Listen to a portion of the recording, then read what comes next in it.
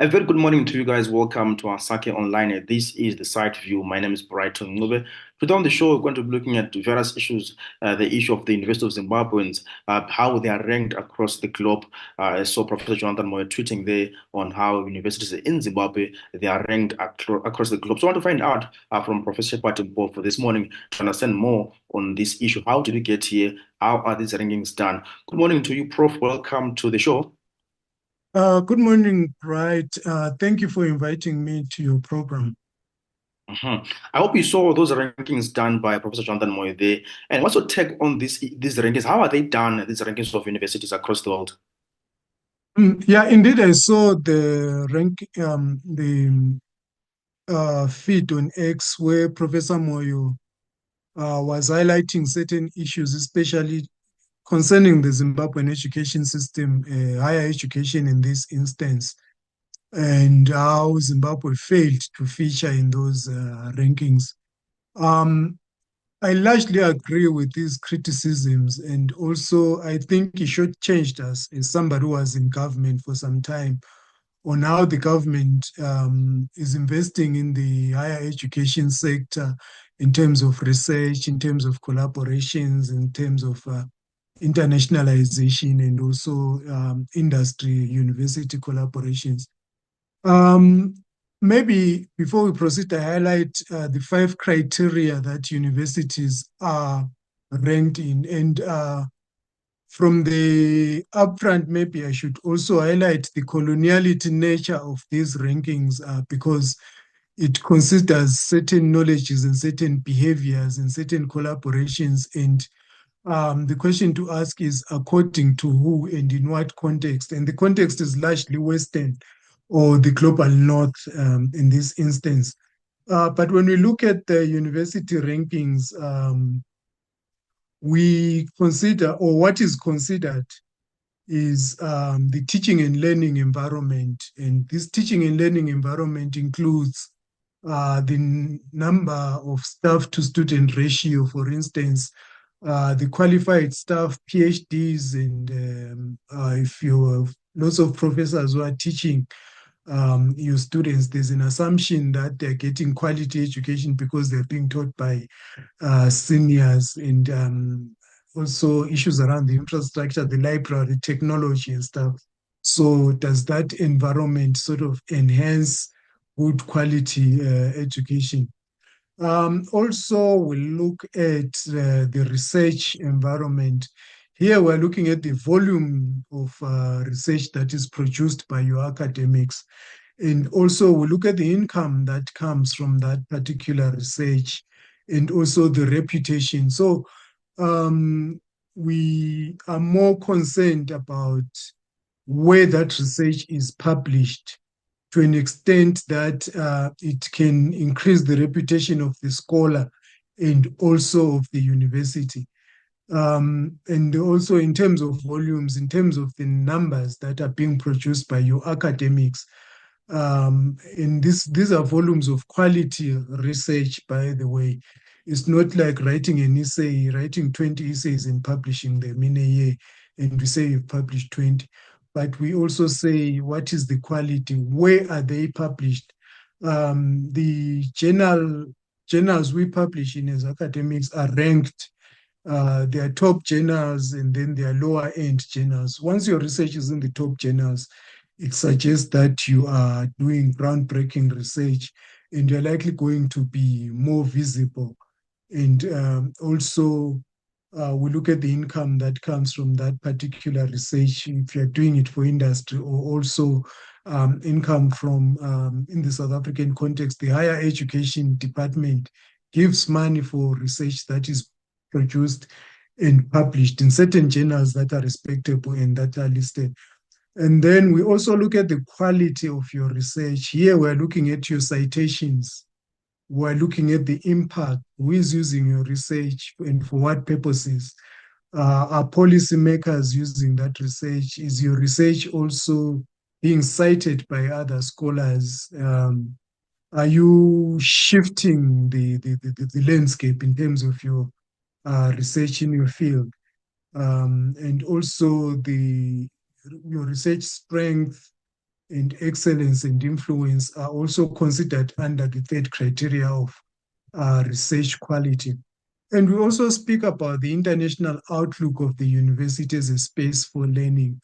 Here we're looking at how diverse is your staff complement as a university, how international is that staff complement. And definitely you wouldn't expect this in Zimbabwe, but you'd expect it in Europe and in the global north, where most academics migrate to. You have lots of African academics at Oxford, you have lots of African academics at MIT, at Harvard, and you even have institutes called African Studies or Center for Studies in Africa or what have you. In those institutions, some of them manned and womaned by African scholars. So, and also we look at the complement of your students.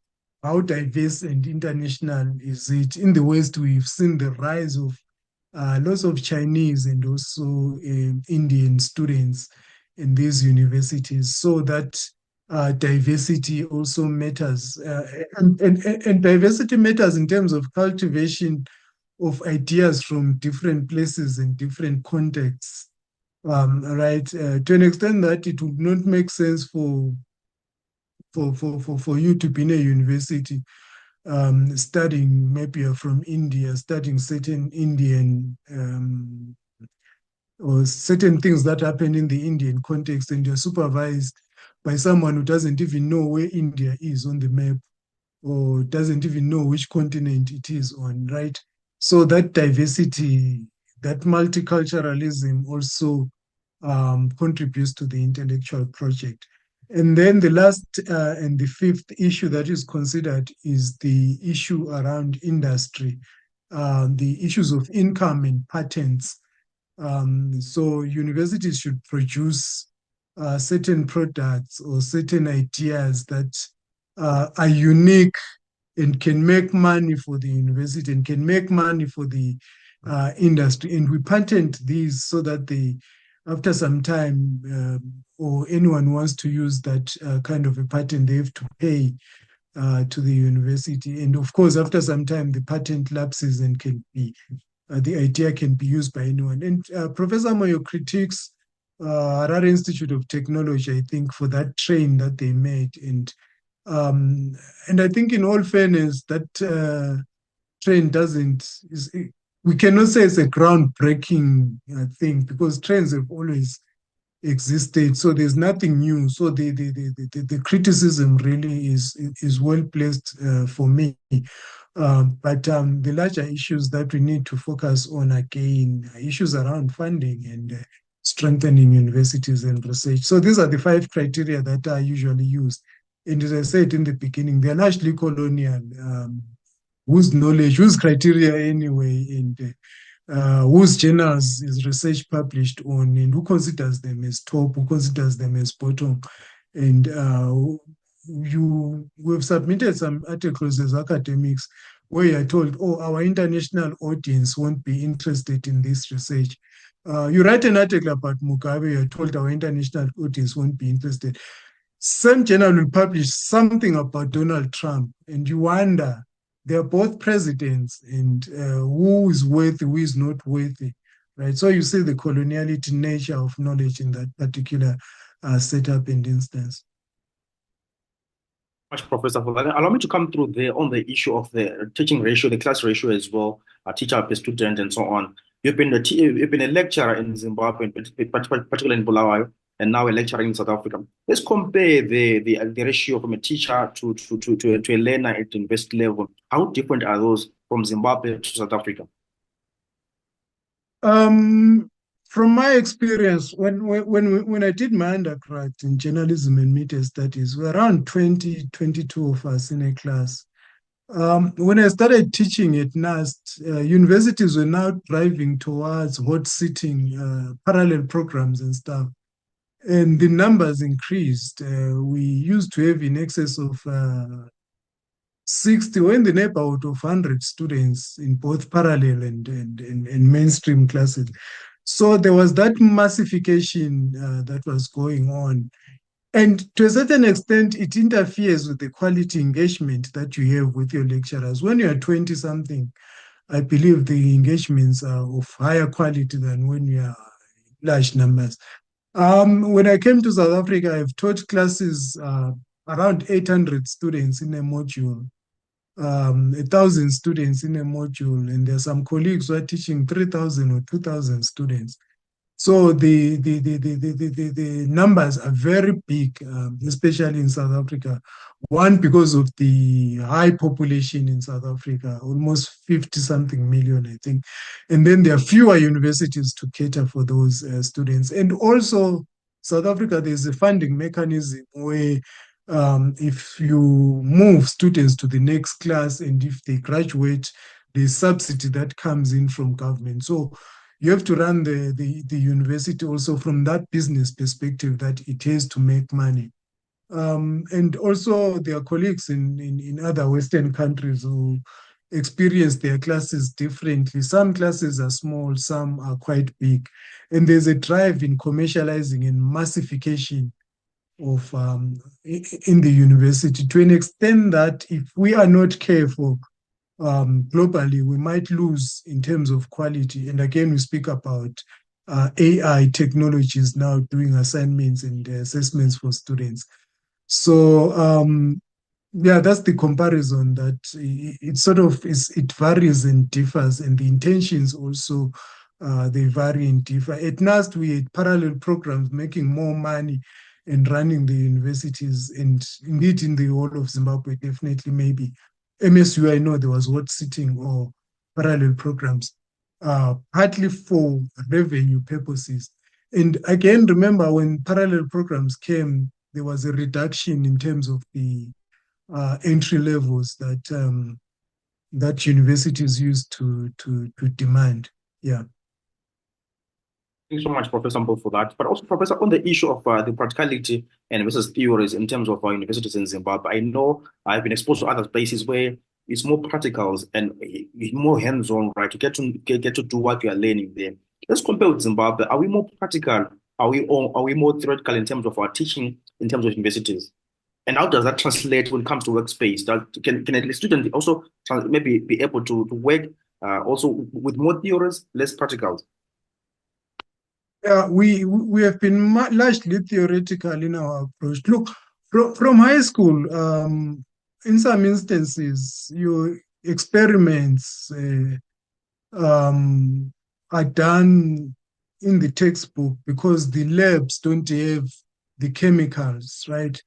This is the situation where we are brought up in. And if you go to university, sometimes some things that need to be engaged with practically, we don't because we don't have access to the labs. Universities don't have funding for those practical components. So that's one of the problems that we encounter in the Zimbabwean context, and indeed in most African countries. In other countries, there's more hands-on experience that is being given to students because of availability of resources within the institutions. When I did my master's in film and TV at Wits, we're using latest technology that was being used in the industry in terms of cameras and also in terms of our editing suites, right? We're using Final Cut Pro. I don't know what they use now. And it was easy for even students to do a part-time job with industry. In the evening, you can edit their videos or whatever they ask you to do because you're already doing this in class. The resources and the materials are available. And again, when we speak about practical issues, we tend to lean heavily towards the sciences, but also in the humanities, there's need for engagement with society in a much more practical way. Um, and also people in the engineering field need to do in Europe and some American instances. There's already humanities courses, or there's a requirement for engineers to take humanities courses so that they can understand society better. And as students who are studying some of these degrees, they need to engage with society and to a certain extent, even come up with a long-term paper, with a long paper or a term paper for uh, informed by their engagement with society on certain things. This can happen both in the humanities and also in the sciences. And indeed, this can happen in economics as well. Have you ever wondered the way is it Fourth Avenue in Bulawayo, all those vendors and stuff, the way they run their economies in that particular space in their home front, and what is that money from that space done in their lives to their children and stuff, and how do they negotiate prices, and how do they get affected by issues around climate change, the politics, and what have you, right? So an understanding of those particular issues is quite important, and this requires our university education to be much more practical in terms of the working world experience, and also in terms of going to community and society to engage with them and then come out and write papers on that at undergrad level. And also some universities encourage industrial attachment, which is quite important that students go for industrial attachment to get that hands-on experience. So, and another thing that we need to mention maybe now, we'll expound on it later, is the need for certain corporates to engage with government and universities in terms of building infrastructure, in building labs and spaces where students can have access to latest cutting edge technologies for their classes. Prof, how big is these rankings when it comes to the issue of our job markets, for example? To say, this Brighton will be coming from NASC, which is poorly ranked across the world, wants to venture now into international market. How big are these rankings? How do they affect job market now? To say, I'm a learner coming from Zimbabwe, but however, we're poorly ranked.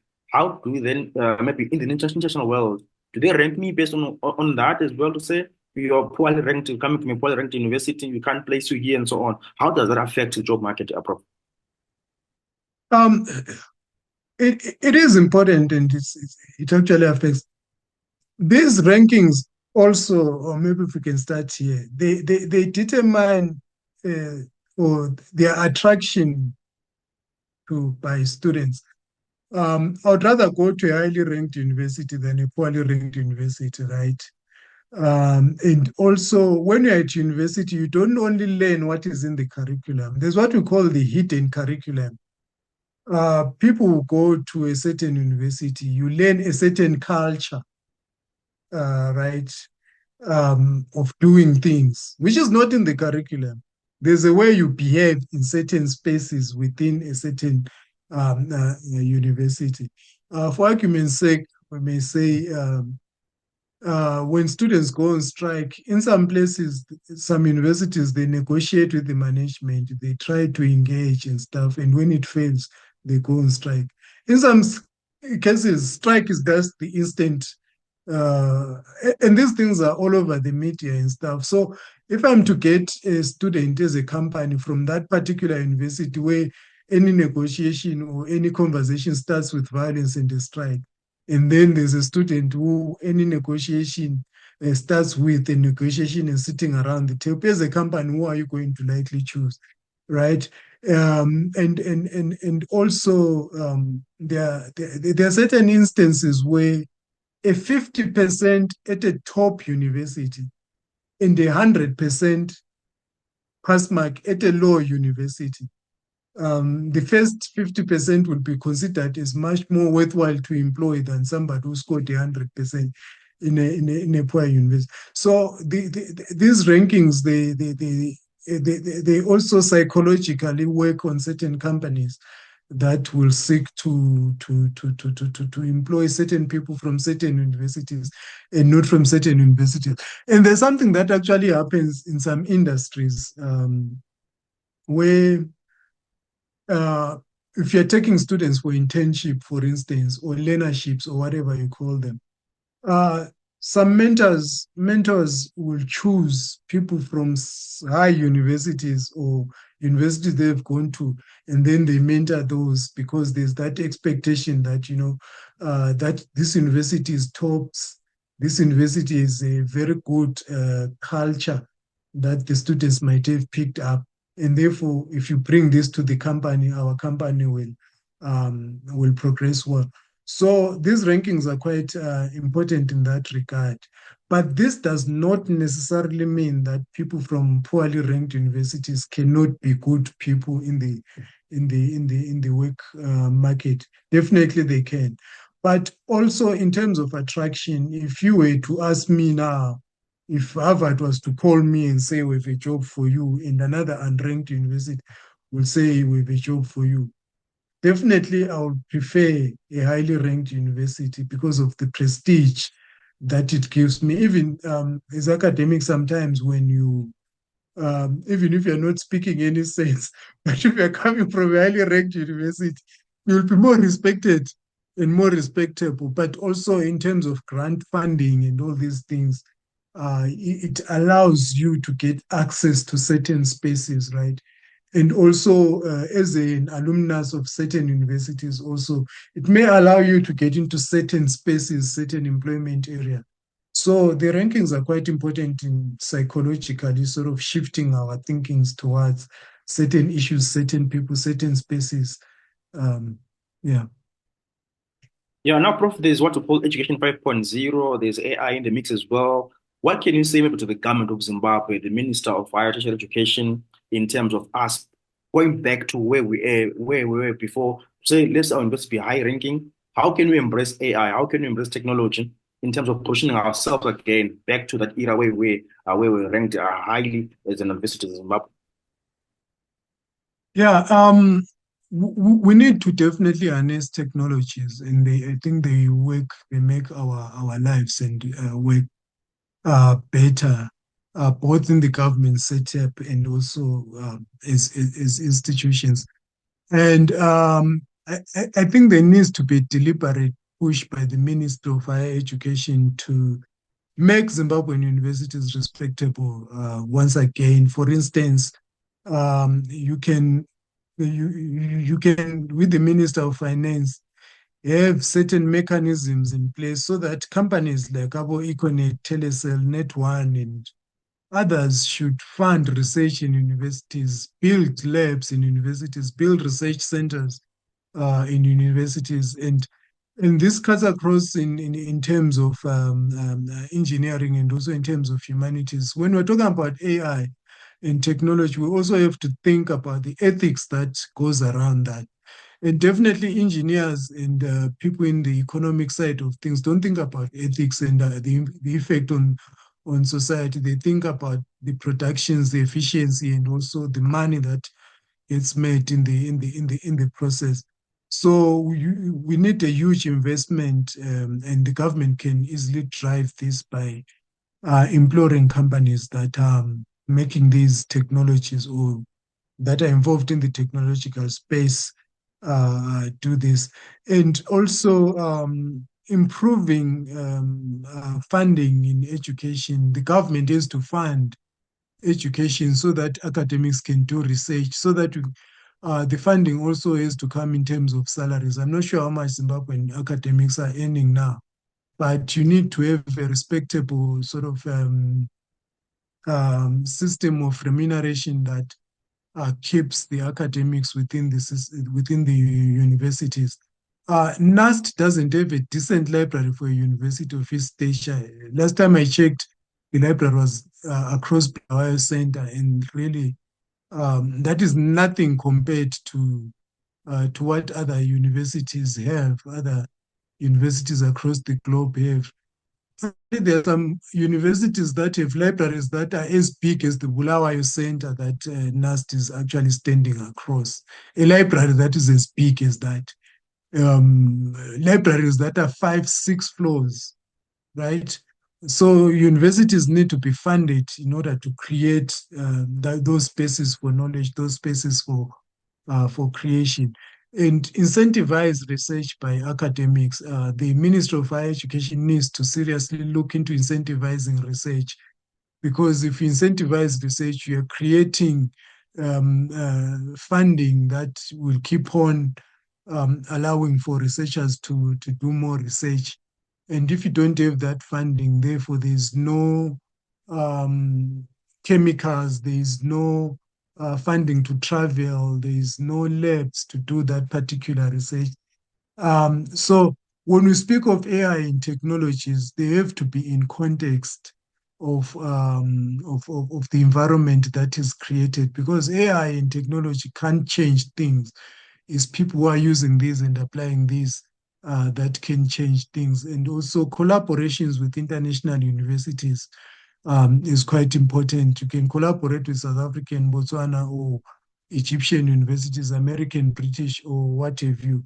Those collaborations are important. And once you have that in place in terms of funding, in terms of incentivizing research, in terms of improving the teaching and learning environment, you can easily get international scholars. Look, Zimbabwe had a lot of international scholars in the at the UZ especially. And international students were also there at the University of Zimbabwe. Most of the ambassadors and other diplomats in Zimbabwe used to send their children there. I met one guy who is the son of one of the former diplomats, who says when the father left Zimbabwe, he used to send their children, is it to Plumtree High School, because of the culture that they were attracted to, the quality of education that they were attracted to. And also engagement with academics who are in the know. Academics who have been exposed should be called by the minister, have a round table with them. What should we do? What's the best way forward? And have that exchange of ideas and then go to the implementation phase. Lastly, there needs to be an insistence that government uses research from academics in their various departments and the various portfolios, be it Department of Culture, be it primary education, be it sports and whatever sciences. NAST is a sports science department. What contribution are they making in the department? And lastly, the turf, the running turf at NAST, I think at one time was called the best in Zimbabwe. But who is using it? What's the engagement? Have you developed it into a better and more attractive space to keep up with that status that it created? So those are some of the things that need to be rethought and engaged with. And I think engagement is the best way possible for Zimbabwe to pick itself up now. Prof. Shepard, thanks so much for your time, for indulging us and also joining us on this site view of the Sake Online this morning, sir. You're welcome, Brian. Thank you so much. Thank you. Well, we've been watching Asake Online, and this is the site view. My name is Brighton Ncube. I've been talking to Professor Shepard. They're speaking to us about how universities are ranked and how these rankings come about. Guys, hope you enjoy the show. And there are a number of ways, guys, you can support Cite or partner with Cite. Number one, you can advertise with Cite through our marketing team department. Number two, you can go to Facebook, like our channel, like our shows. And number three, you can go to YouTube and subscribe to become a member of the Cite YouTube channel there. Lastly, you can go into our Facebook page as well and comment and share. We like and value your feedback there at Cite. Anyway, for myself, Brighton, it's been love hanging out with you this morning, talking about university rankings, and my guest has been Professor Shepard today, unpicking that for us and making us understand more about this issue of rankings. Thanks so much, guys. Hope you enjoy your day. Bye-bye for now.